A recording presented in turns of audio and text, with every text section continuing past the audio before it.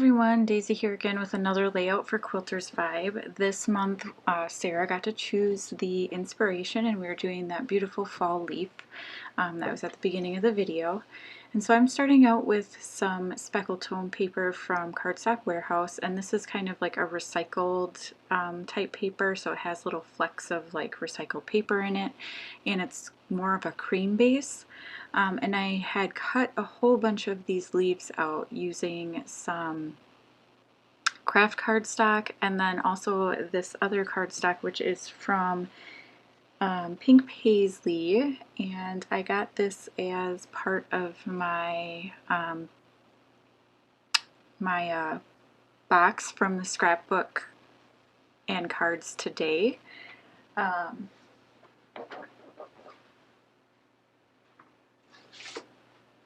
It is part of their Woodland Grove autumn scrapbook kit. And so I used this pattern paper and I absolutely love this one. One side has kind of a line pattern, and then the other side has this beautiful kind of geometric dark blue color. And so I cut a whole bunch of these leaves out, and this is a cut file from Nick Squirrel on the Silhouettes Design Store, and I just did a whole bunch of them. I had a different idea for where this layout was going to go, and then it didn't end up working out for me, so I quickly changed it. So I decided to do kind of a diagonal design. I was struggling with my mojo when I was creating this, so I just kind of went to something that is easy for me, and diagonal is definitely one of those kind of easy designs. So I'm going through the Vicki Boutin embellishment pack, and it is the Wildflower and Honey ephemera, and I'm just picking out a few things that I thought match well. Those two little flags don't end up staying there. I do end up taking them off because I didn't want to add that yellow in, and the way I end up doing my title, that other little flag, the red one, doesn't work. So while I'm thinking about what I want to do for embellishments, I decide I want to do some stamping on this, and this is the Scrapbook and Cards Today exclusive stamp set, and it has these gorgeous leaves on it, so I'm going to stamp a few of them around, and I'm using two different colors of brown archival ink. I'm using sepia and coffee, and I'm going to use two of the different kinds of leaves. And I'm just doing the outline stamp. There is another part of the stamp that you can fill it in with, but I'm just going to do the outline, and I'm just kind of putting them, I don't know, anywhere that it looks like it needs a little bit of a filler.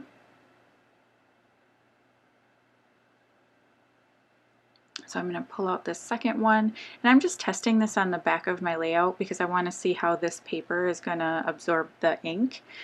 So that's a good tip for you if you are going to stamp on your layout. Just flip it over and do it in kind of an inconspicuous spot. I knew because I had this diagonal design, even if the ink leaked through the paper, you wouldn't be able to see it because of all the leaves that I put there.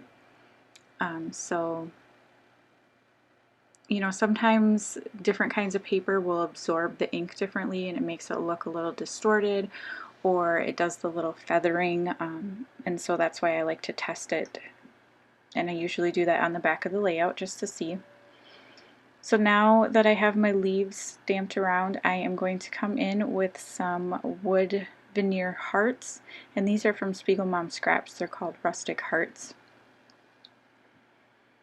And they come, I think they're in 3 or 4 different sizes, so I'm kind of sprinkling them around, trying to alternate the sizes so that they're not all uniform. And then that journaling card there, or the Project Life card, is another one that came from that Woodland Grove kit. And I thought it just brought in another kind of pop of that like craft color.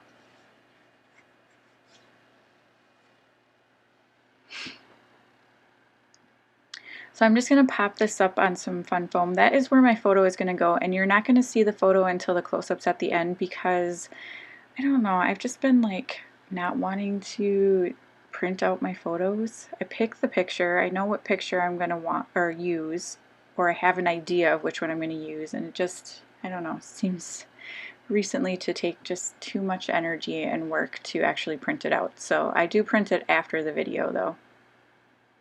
I'm just going to add the top of one of these tags here to bring some of that navy blue up to the top of the photo. And then I'm also going to cut the top off of another journaling spot, and it says today.